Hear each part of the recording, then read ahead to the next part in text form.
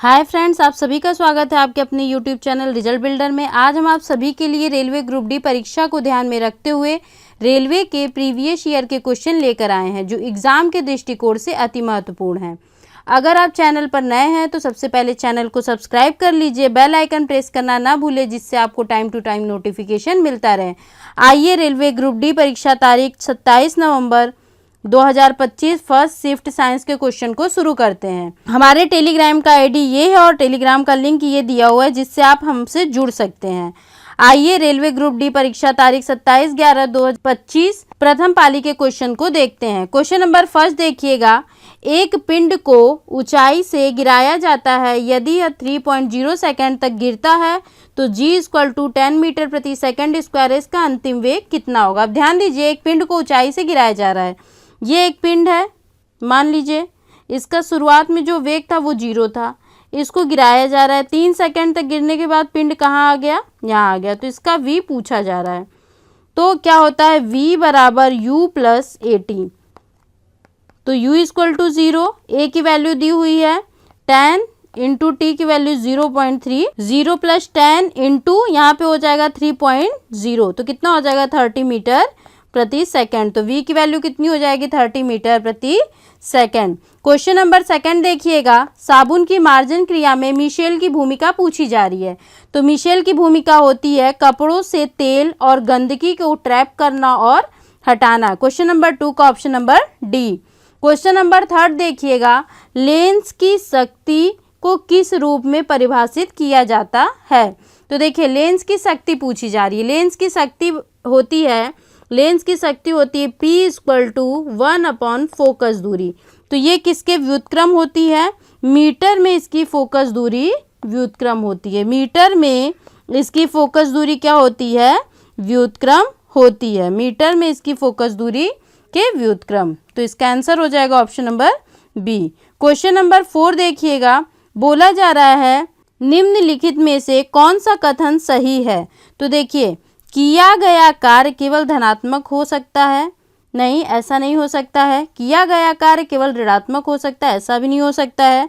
किया गया कार्य बल की दिशा के आधार पर धनात्मक या ऋणात्मक हो सकता है। इसका आंसर हो जाएगा किया गया कार्य, जैसे हम बल लगाते हैं बल की दिशा में तो जो आधार है वो धनात्मक या ऋणात्मक दोनों हो सकता है। ये देखिए दिया है किया गया कार्य बल या विस्थापन निर्भर नहीं करता, ये भी गलत है, तो इसका ऑप्शन नंबर सी हो जाएगा।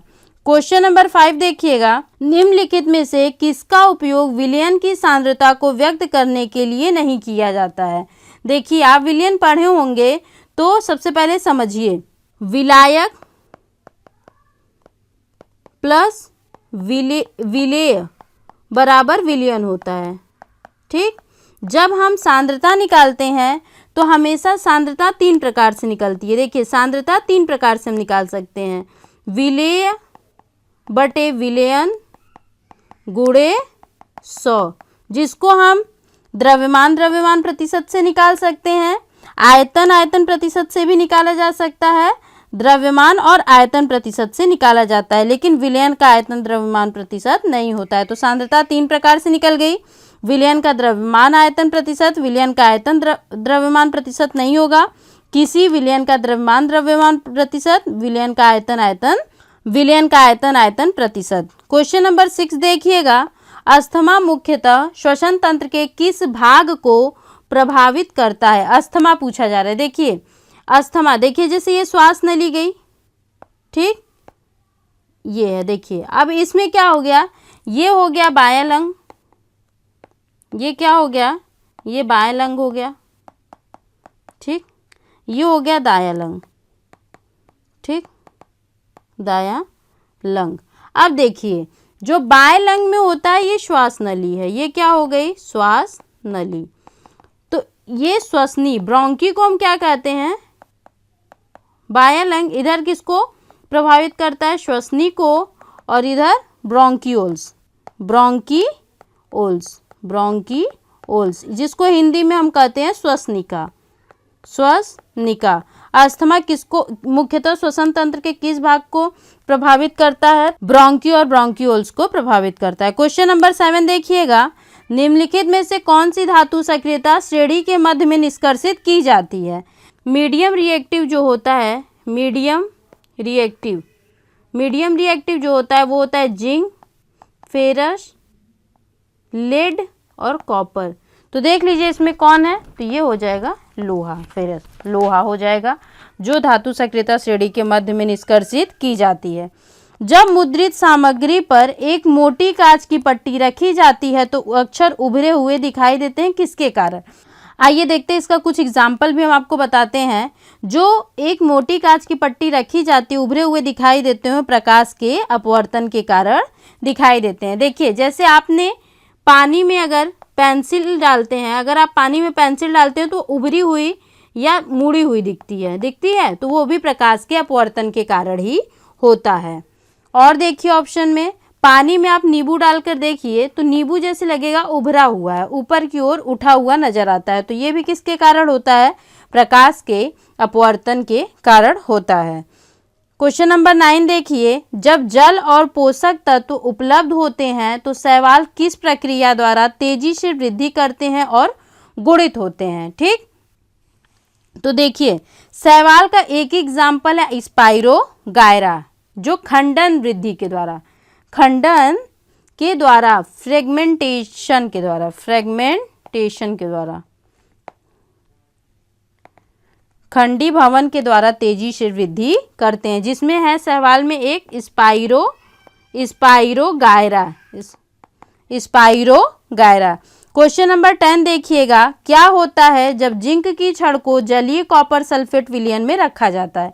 अब देखिए जिंक के साथ कॉपर सल्फेट की छड़ को रखिए, इसके साथ रिएक्शन कर दीजिए, तो जिंक जो है वो सल्फेट के साथ रिएक्ट कर देता है और कॉपर को अलग कर देता है। तो पूछा जा रहा है क्या होता है जब जिंक की छड़ को जलीय कॉपर सल्फेट विलयन में रखा जाता है? तो देखिए जब कॉपर सल्फेट उस समय क्या रहता है, नीला रहता है, कॉपर के साथ करता है, जब जिंक के साथ करता है तो इसका नीला रंग क्या हो जाता है? फीका पड़ जाता है। तो इसका आंसर क्या हो जाएगा? कॉपर सल्फेट विलयन का नीला रंग फीका पड़ जाता है, option number B. Question number 11 देखिएगा, निम्नलिखित में से कौन सा कथन सही है? विभवांतर को वोल्ट में मापा जाता है, जी सही है। 1 वोल्ट 1 न्यूटन प्रति कूलाम के बराबर होता है, जी नहीं। 1 वोल्ट जूल प्रति कूलाम के बराबर होता है, तो इसका ऑप्शन हो जाएगा केवल कथन 1 सही है। ठीक, option number B. Question number 12 देखिएगा, वह कौन से पोल्ट्री पक्षी हैं जिन्हें अंडे उत्पादन के लिए पाला जाता है? देखिए हम पक्षी से क्या प्राप्त करते हैं? या तो अंडे प्राप्त करते हैं या तो मांस प्राप्त करते हैं। जब हम अंडे प्राप्त करते हैं तो ऐसे पक्षियों को कहते हैं लेयर, जिनसे हम अंडे प्राप्त करते हैं, और जिनसे हम मांस प्राप्त करते हैं उन्हें कहते हैं ब्रॉयलर। तो यहाँ पर क्या पूछा गया है? अंडे उत्पादन के लिए तो हम क्या कर लगाएंगे? लेयर, तो ऑप्शन नंबर बी। ध्यान रखिएगा ये भी क्वेश्चन पूछा जा सकता है।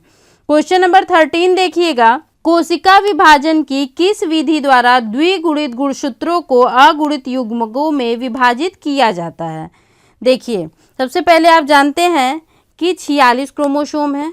ठीक, 46 क्रोमोसोम है, तो ये क्या हुआ? ये 2 भागों में बट गए, तो ये भी 46 हो गया, ये भी 46 हो गया। कभी कभी ऐसा होता है जो 46 क्रोमोसोम है वो 46 क्रोमोसोम 2 पार्ट में बढ़ जाते हैं, 23 और 23, तो इन्हीं को हम क्या कहते हैं? अर्धसूत्री विभाजन। 23 भागों में बट जाते हैं, तो इन्हें हम क्या कहते हैं? अर्धसूत्री विभाजन। क्वेश्चन नंबर 14 देखिएगा, एक ध्वनि तरंग की आवृत्ति 50 हर्ट्ज है, एक तरंग पूरी होने में इसे कितना समय लगेगा? देखिए एक तरंग मतलब ये समझ लीजिए कि ये दूरी पूछी जा रही है कि एक तरंग पूरी होने में कितना समय लगेगा। तो आवर्त फ्रीक्वेंसी दिया है 50 हर्ट्ज। ठीक, 50 हर्ट्ज दिया है। आवर्त काल पूछा जा रहा है, तो t = 1/f, तो इक्वल टू 1/50। जब इसको सॉल्व करेंगे तो 0.02 सेकेंड आ जाएगा, 0.02 सेकेंड। तो ऑप्शन क्या हो जाएगा इसका? ऑप्शन हो जाएगा 0.02 second, option number D. Question number 15 देखिएगा, निम्नलिखित में से कौन सी जीवन प्रक्रिया प्रजातियों में विविधता लाने के लिए महत्वपूर्ण है? तो प्रजातियों में जो विविधता लाती है वो लैंगिक जनन लाती है। Option number A. Question number 16 देखिएगा, वह प्रकार्यात्मक समूह जिसमें ऑक्सीजन विषम परमाणु नहीं होता। ऑक्सीजन के बारे में बोल रहा है। तो देखिए हेलो, पहले देख लीजिए कार्बोक्सिलिक अम्ल में इसमें क्या क्या होता है, COOH होता है। कीटोन में देख लीजिए COOC होता है। अल्कोहल में देखिए OH होता है। हेलो एल्केन में केवल हाइड्रोजन से, जैसे हाइड्रोजन से हम हटा के ब्रोमीन, क्रोमीन या किसी को भी जोड़ सकते हैं। हेलो एल्केन जो होता है इसमें विषम परमाणु नहीं होता ऑक्सीजन को। तो आंसर क्या हो जाएगा, हेलो एल्केन। निम्नलिखित में से कौन सा कथन स्थिर अनुपात के नियम को सर्वोत्तम रूप से वर्णित करता है? देखिए क्वेश्चन नंबर 17 देखिए, कौन सा कथन स्थिर अनुपात के नियम को सर्वोत्तम रूप से वर्णित करता है? तो हो जाएगा, किसी रासायनिक यौगिक में समान तत्व सदैव द्रव्यमान के समान अनुपात में होते हैं। इसका ऑप्शन नंबर डी हो जाएगा। क्वेश्चन नंबर 18 देखिए, एक समान वृत्तीय गति का उदाहरण पूछा जा रहा है। जैसे मान लीजिए एक समान वृत्तीय गति, जैसे यहाँ कोई पिंड है तो इसकी गति यहाँ पर भी 20 मीटर प्रति सेकंड होगी, यहाँ पर भी 20 मीटर प्रति सेकंड होगी और यहाँ पर भी 20 मीटर प्रति सेकंड होगी। तो पूछा जा रहा है एक समान वृत्तीय गति, तो इसका आंसर हो जाएगा नियत चाल से घूर्णन करती पंखे की blade. Option number B. Question number 19 देखिएगा, कौन सा पादप ऊतक प्रकाश संश्लेषण करता है? प्रकाश संश्लेषण, तो हरित ऊतक प्रकाश संश्लेषण करता है। क्वेश्चन नंबर 20 देखिएगा, एक कुंडली का प्रतिरोध 44 ओम है। यदि इसे 220 वोल्ट की आपूर्ति से जोड़ा जाए तो कुंडली द्वारा खपत की गई शक्ति पूछी जा रही है। ठीक, तो यहाँ पे रेजिस्टेंस कितना दिया हुआ है, 44 ओम दिया हुआ है। वोल्ट कितना दिया है, 220 वोल्ट। आई पूछा जा रहा है, तो यहाँ पर हम क्या करेंगे, आई को निकालना पड़ेगा। देखिए P = V × I होता है, V = होता है I × R। हमें क्या मालूम है, R पता है और V पता है। सबसे पहले I को हटाइए तो I = हो जाएगा V/R। अब आप इसमें ऑप्शन में रखिए, पहले वाले में ये फर्स्ट, ये सेकंड समीकरण, तो फर्स्ट समीकरण में रख दीजिए V × V/R। तो कितना हो जाएगा, V² R। V की वैल्यू कितनी है, 220 गुणे 220 डिवाइड बाई R की वैल्यू 44। कैंसिल आउट, 11 चौक 44, 11 दूना 22, 0 4 5 20। अब सॉल्व कर लीजिए तो ये हो जाएगा 1100 वाट। इसका आंसर क्या हो जाएगा, 1100 watt. Option number B. Question number 21 देखिएगा, पृथ्वी की परिक्रमा एक वृत्तीय पथ पर नियत गति से करने वाले उपग्रह की गति एक समान वृत्तीय गति का एक उत्कृष्ट उदाहरण है। इस गति का कौन सा गुण इसके त्वरण को शून्य होने से रोकता है? तो देखिए इसका आंसर हो जाएगा, गति की दिशा प्रत्येक बिंदु पर निरंतर बदलती रहती है, अर्थात वेग परिवर्तन होता रहता है। तो आंसर क्या हो जाएगा, ऑप्शन नंबर।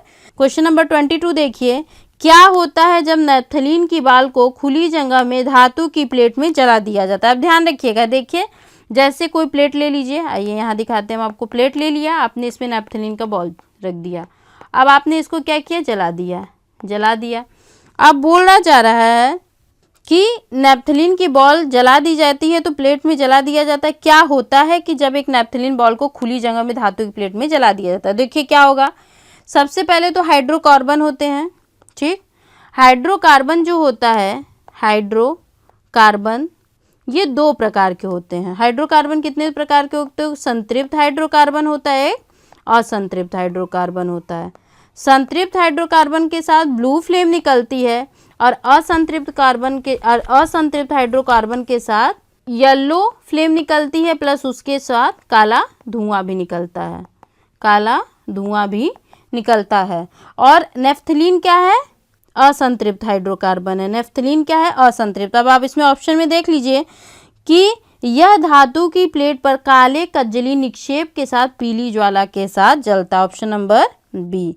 आइए क्वेश्चन नंबर 23 देखिए, प्रजनन के दौरान डीएनए प्रतिकृति बनाना क्यों महत्वपूर्ण है? प्रजनन के दौरान प्रजनन के दौरान लक्षणों की वंशागति के लिए डीएनए प्रतिकृति बनाना जरूरी है। क्वेश्चन नंबर 24 देखिएगा, रुधिर परिसंचरण के लिए लक्षणों की वंशागति के लिए निम्नलिखित में से कौन सा विकल्प मछली संवर्धन शब्द का सर्वोत्तम रूप से वर्णन करता है? तो जो मछलियों का पालन होता है वो मछली संवर्धन को सर्वोत्तम रूप से वर्णन करता है। क्वेश्चन नंबर 25 देखिए, क्लोरीन का आंशिक परमाणु द्रव्यमान निम्नलिखित में से किसके कारण होता है? तो समस्थानिकों की उपस्थिति के कारण होता है। ये देखिए जो 27/11/2025 के 25 क्वेश्चन थे वो मैंने पूरे कंप्लीट करा दिए साइंस के। इसके बाद मैं मैथ के क्वेश्चन लेके आऊँगी, फिर रीजनिंग के, फिर जीएस के भी क्वेश्चन लेकर आऊँगी। अगर आपको चैनल पसंद आया है तो सबसे पहले चैनल को सब्सक्राइब कर लीजिए, अपने फ्रेंड्स के साथ शेयर कर लीजिए। अगर आपको लगा हो कि क्वेश्चन आपके लायक है तो इसको लाइक करना ना भूलें और कमेंट करके हमें अवश्य बताएं कि हमारा क्वेश्चन आपको कैसा लगा। मास्टर वीडियो की लिंक हमने डिस्क्रिप्शन बॉक्स में दे रखी है। आप सभी का बहुत बहुत धन्यवाद हमारे साथ जुड़े रहने के लिए। आप इसी तरह आपके अपने यूट्यूब चैनल रिजल्ट बिल्डर से जुड़े रहिए।